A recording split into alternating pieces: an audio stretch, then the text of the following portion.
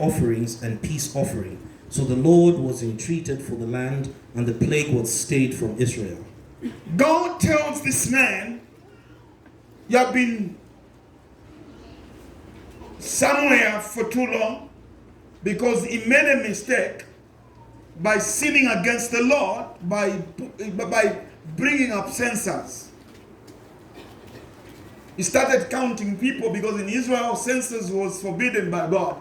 He said you cannot count. It's only the Lord who counts his people, the armies. But David, I don't know what came into his mind, and he started counting the people. And that was a sin. Then as we read, God gives him options. Option number one, I want to throw you into the hands of your enemies for 3 months.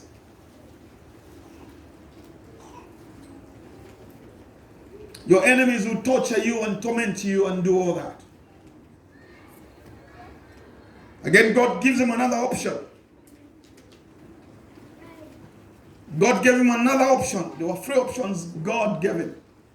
Or 3 days of pestilence or plague. So when he looked, the first 2 were to do with hands of men, where God throws him into the hands of men. Number 2 also is to throw him into the hands of men. The last one was God himself dealing with David. Finally, David chose to fall in the hands of God. He said, in the hands of God I shall find help. The Lord said, fine. It's all right. Since you want for 3 days to fall into my hands, I'm going to do it. And God sent an angel of death with a sword. An angel of death with a sword, and started to kill people. The angel was just smiting people. People were dying. Before you realize, there were more than 70,000 people dead. Imagine 70,000 people died. God was smiting. So while he was in distress, he didn't know what to do. The Lord sent the prophet God, G-E-D, God.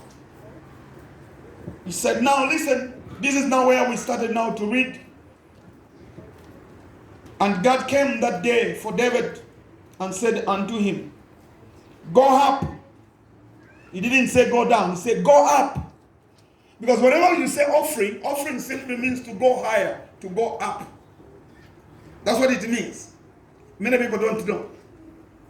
Offering simply means to go up. When they say we erect an altar, is to go up, that which goes up. So it says go up, go and rear an altar at a particular place. And that particular place was chosen. Aaron was the man who was appointed by the divine hand of God that his place may be used to rear a going up, or to go and give sacrifice. Follow me very well. So now here, David wants to give a battle seed so that he can stay or he can stop the dying of people by this angel. So the work of a battle seed is to stop or to stay the situation which you've been going through. That's why it works so wonderfully, and the devil will always fight it, because he knows that once people would make up their mind to give a go up offering, there will be things that will change. Ama people kutu wa paper, kutu wa tofshole fire, but the battle seed goes beyond. I don't understand why it works this so powerfully. A battle seed, when something is happening in somebody's life and God gives you a figure or an amount or a deed to do, you do it. Immediately there is an intervention of divine. Immediately there will be an intervention of divine. I don't understand why God does it that way, but He does it. And then he was told, go and give. Go and rear an altar where you can go and put that. And David, according to the saying of God, went as the Lord had commanded him. And when this man saw the King David coming, he went there running to him.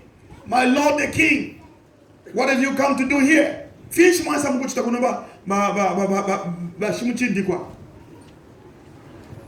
Fish masam kuchita kuno. And then David the king answered. 21. And Araunah said, where is my Lord the king come? To his servant. And David said, to buy the threshing floor of thee. The threshing floor, it's a place where they were putting for wheat. Babika wheat. Wheat, all over Tampano Moku Puma Fida, Balevika. So, I see that when the Lord instructed this man, He didn't say go and get it for free. He didn't tell him go and get it for free. No. He told him to go and sacrifice. Now sacrifice you have to pay. That's why now when Araunah gave an option to the man to the king, your threshing floor there, you get it. Put in a ngombe. Na fion se fia ko won fia ko pele ichipa ilo. It's free. Ni mo pele. That's what the devil does. The devil thinks that you can get things for free. We don't get things for free. It's not possible to get things for free. And the devil will tell you, no, because if you do this, I'm going to give you free. The devil will never give you free because he knows there are no free things with God. No free things. I want to show you something. Look at the attitude of David. And then David said, no. That's verse 24. We'll run to verse 24 because I'm chasing on my 35 minutes. Look at the verse 24. And the king said unto Araunah, nay, no, but I will surely buy it of thee at a price. Now, Mushiba, my life can want everything if you are free. That I can tell you. Even education is not free. No, what is not free? Fiabuna is not free. Fiance thing to talk about if you are free. Akada David, no. Tetimpele if you are free kurilesa. I can never give something which does not cost me a pen. No, I am not going to do that. Neither will I offer burnt offerings unto the Lord my God of that which doeth cost me nothing. I'll give an example. Sometimes you wonder, some people think that it's just a matter because he's just a preacher. He comes here and starts to pray for people. No, I pay the price. I'll give an example. When I was preparing for this service, for the past 2 days, I've never slept in my bedroom. No. I pray. Very strong prayers. I spend time to pray and to seek the God of heaven. For one reason. So that God, when I give, I have to give God something before God releases things to me. There's nothing for free. I have to give my time, everything, my sacrifice. So God will never use anyone. No, not at all. That's why you find some preachers have gone to witch doctors to go and seek for powers and all these, and they are going all over the world trying to do all sorts of things. Let me tell you something. Even the devil himself does not give things for free. You exchange, it's an exchange. There's nothing for free. So I'm not going to give something. So in other words, the battle seed depends on what is your need. When I was preaching here, the Lord gave me a figure. It's not a small figure. I was here.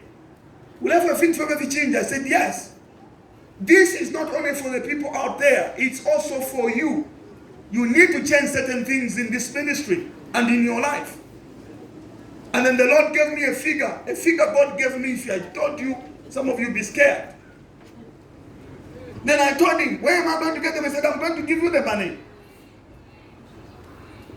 And he gave me the money. I'm also going to be the first one to put the thing here. Because some of you think that, now when this battlefield comes, no. Even me, I need God. They're not like those pastors who cheat you, and then tomorrow they take all your money and go and we are not in that business. We have better things to do. Even me, I'm just as a son as anyone. I also need from God. So God gave me a figure, very big figure. And I've come with that envelope. I prayed over two days. I was praying over that money. And today he came to tell me how I should give it. And the reason I should give it. So even as you come, you may have a chain of or a list of things that you would like the Lord to do. Thank God for all that. But there is just one thing out of the many things that you want to give, which you need. Like God checked my list. If he so God came to check my list. Last night he told me, no, you don't need all this. You only need one. You give only for one. With this one, you only give for one thing. And he told me the thing that I'm going to give my money for. And he said, when you do this, I'm going to show you wonders. I said, praise God. So this man now is in a hurry to give the offering or the battle seed unto God. So David, finally he bought it. If you go the same story, you can go and search for it. I'll just get maybe a few scriptures from there. Second Chronicles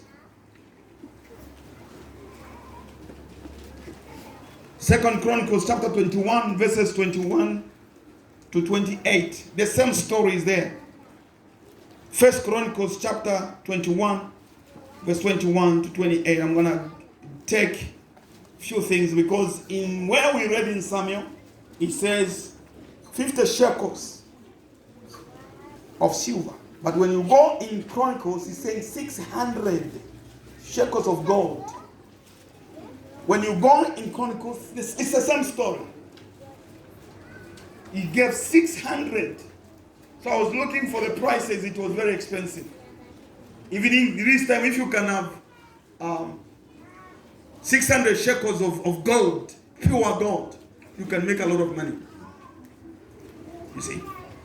So now, point number one, your seed is always your door out of your trouble. That's a point number one for those who are writing. Your seed, your battle seed, is always your door out of your trouble. Inganda ilepia, tamopuri ya pama windows very rare. You have to use a door. Ama so fast, enter through the door. This enter through the door. So the door simply means an outlet. So if you want to come out of that problem you have, maybe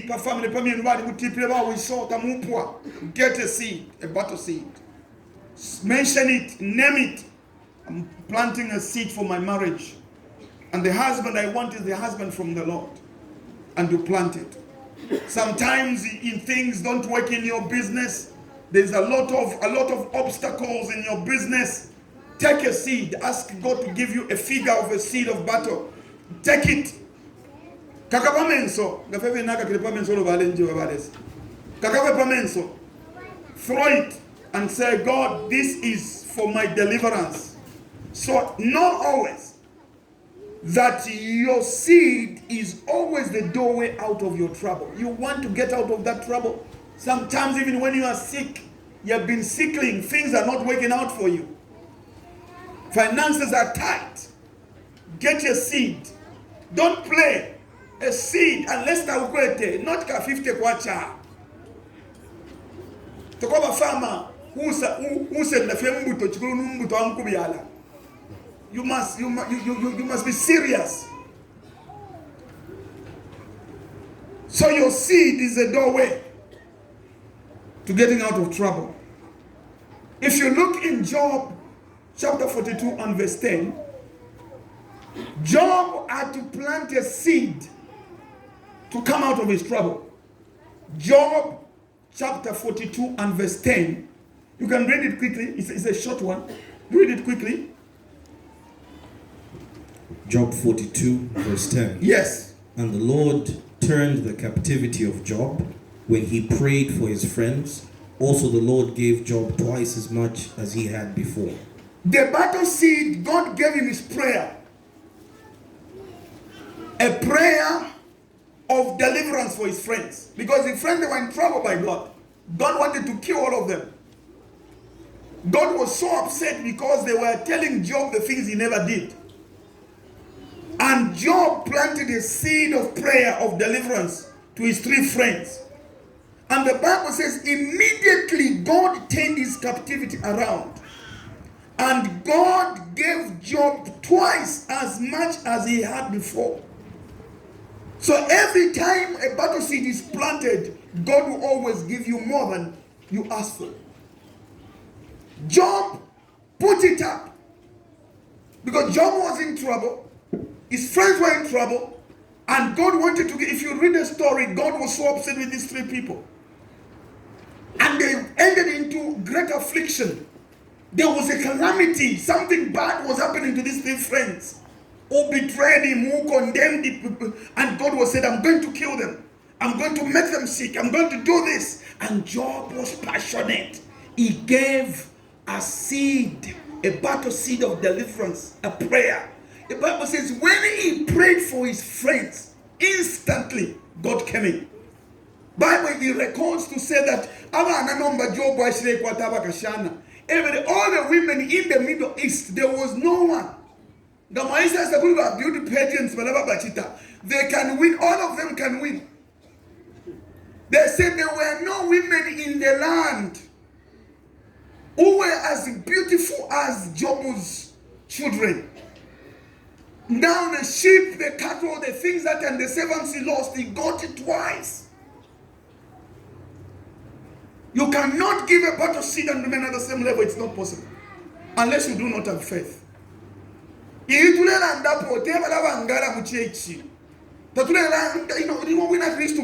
I want to take it very light, very casually. Now Shimikila go America now. 3 months in the Shimikila going different places. It's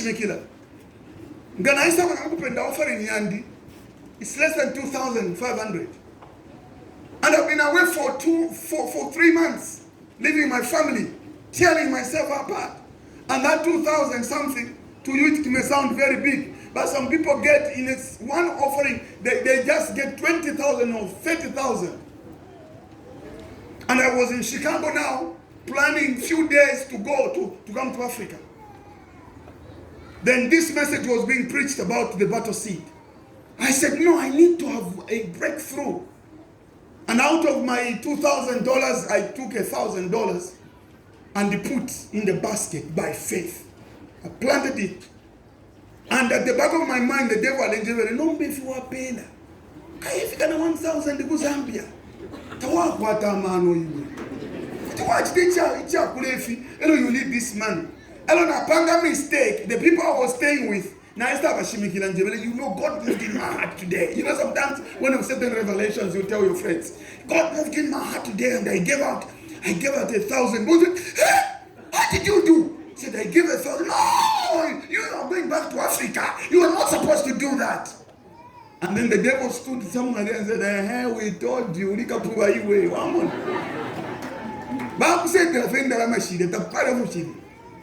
the conference was on. Following day, we come in the conference. Now we call us all. To Tampa worship. As we finished worshiping, I just heard the top one, Papa, brother, are you from Africa? I said, yes, I'm from Africa. The Lord had just spoken to me to give you something. You know, too much talk to America, too no, to Africa, so. Na kapeta no kapetolo esa mpela. Na isa kabika na mwitumba.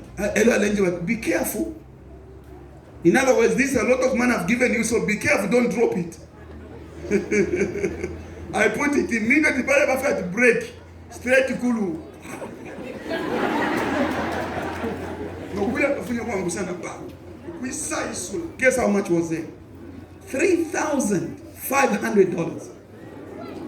$3,500. And then the Lord told me, He said, "Ingata wa pele ya 1,000. Dinga wabwelele mune shine wa kwete." Because na di mwana njebele na fuma kale kunganda. Elo nkabwelele muna $2,000 sure. Elo ngana step wana abana. Tapani if you can Africa. The Lord shocked me. It's not only the 3,500. We go to another meeting, another one gave me 500. I reached home more than 8,000 within 1 week. And then the Lord told me, if you never give that, so when I'm speaking, I have seen it happen to me. And from that time, I don't get worried about $1,000. Always I get it. Whether I'm in America or here, I always get it. Why? Because I've qualified. Some of you, you will need to break out of that. When Job prayed for his friends, immediately, Job received twice. We see number two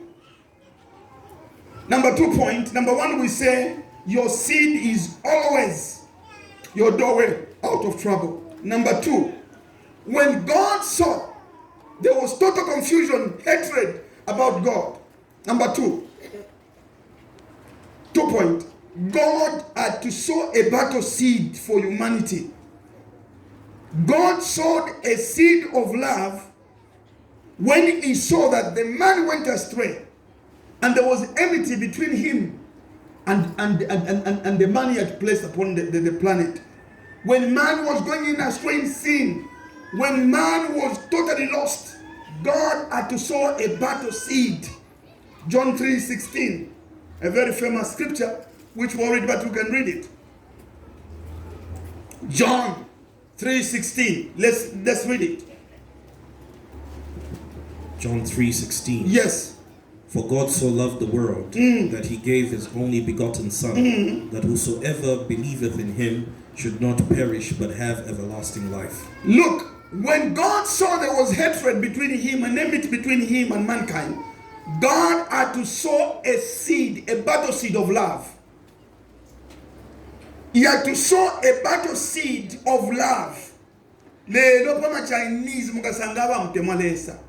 All races and languages and of people. Today you find everywhere in the world people are loving God. Because when you plant a seed, it never fails, it never goes to the ground. You don't love God because you loved God. The Bible says we love God because He first loved us. When God planted this battle seed of love, today God is loved everywhere and among races, among people. So you cannot sow this seed and remain empty. God today is the richest because of the people of God. Look at yourself. Look at your life. Look at how many miracles we've experienced here. So many people.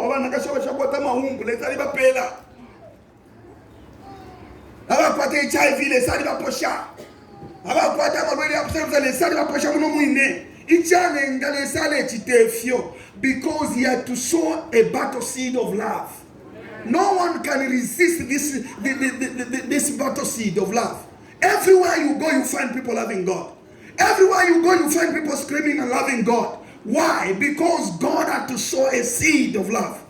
And today God is loved everywhere. So the work of this seed is to open up the doors of things that are closed.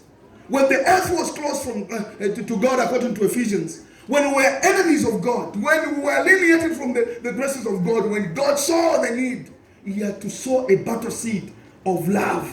And today God is loved everywhere. Today we are seeing people getting saved. Today we are seeing people getting healed. Why? Because the battle seed never fails. It goes in your situation and align it. Whether it is in your business, whether it is in your marriage, sometimes things are not moving on. Take a battle seed, plant it, and you'll see a difference. Point number 3, which is the last one.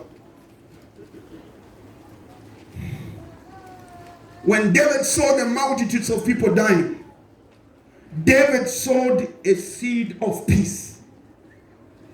So I am a seed that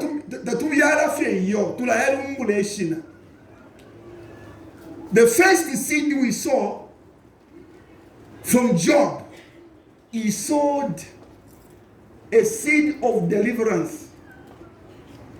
A seed of deliverance. It must be named. If you never named your seed, tell it what it is. As a weapon in the spirit. Number 2, God himself, when he saw the world go astray, he had to sow the seed of love, a battle seed of love. And today God has captured the whole earth. Every generation there are people that love Jesus.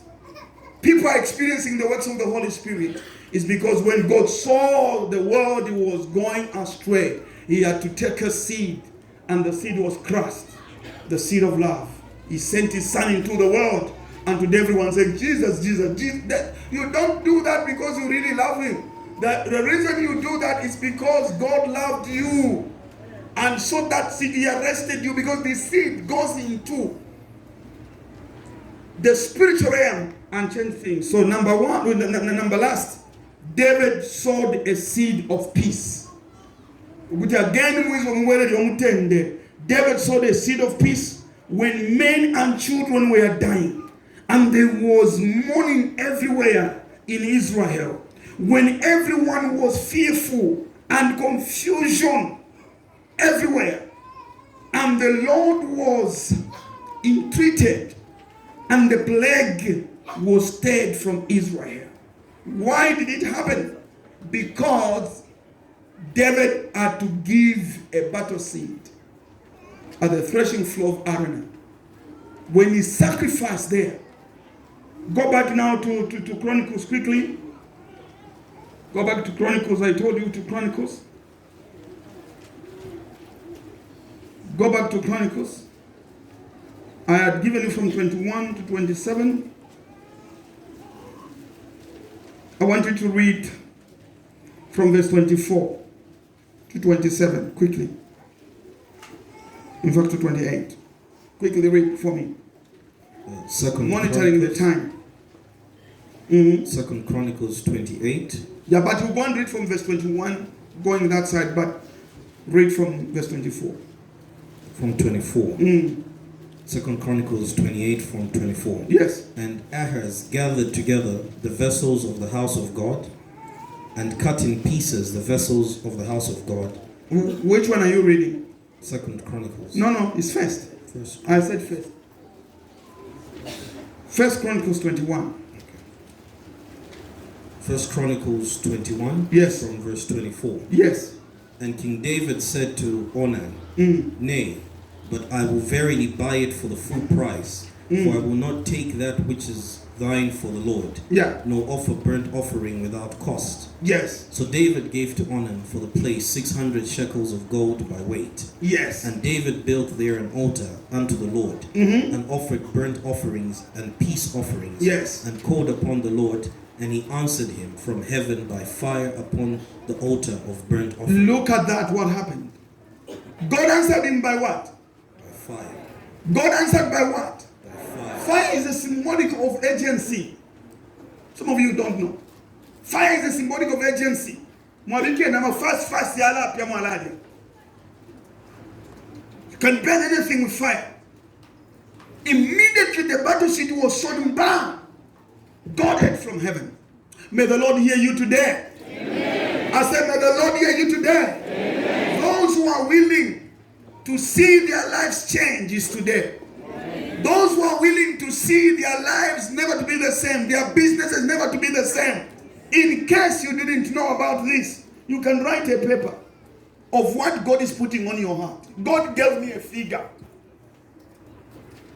Abantu balatino kumfa kuri lesa yombanga bakwe bati ni $100,000 ero hili fena mu banki ahawe inshallah nalabika po fe yandi nga wabika po yobe tafya bombe biko fyo lesa lekweba na ino balenje balesa nalitina ko panono badasa ndajebele no na ishi bofya lechita. So this one, he says immediately he offered a peace offering, and he called upon the name of the Lord and answered him from heaven by fire upon the altar of burnt offering. Verse 27, look at that. Verse 27. Verse 27. Yes. And the Lord commanded the angel, and he put up his sword again into the sheath thereof. Hold on. Who commanded the angel to stop? The Lord. Who commanded the angel of, this is not the demon, no, this is the angel of God who was killing these people for disobedience. When he offered, who commanded the Lord to stop? Who commanded the angel to stop?